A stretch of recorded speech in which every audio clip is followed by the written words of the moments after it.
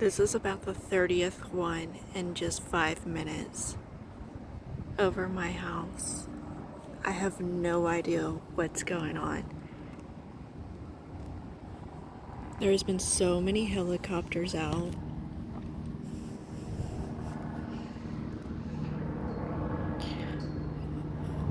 Oh my gosh, I just don't understand it. I don't understand it. I don't even know where it is.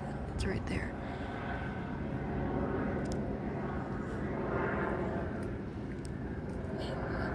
It's been happening since, I don't know if it was yesterday or whenever I'm hearing about these 11 million immigrants. I got an alert saying there was an invasion on the borders. I bet if I just keep my phone going, like, you're gonna hear another helicopter noise and start seeing another helicopter because it's like nonstop throughout the whole night. I don't know what's going on, you guys. But I know it's pretty serious. I am worried for the nation. This is not normal. It is almost 2 something. It's almost 2 something at night here where I'm at.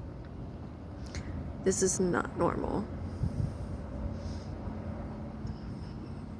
And for this to be happening almost every night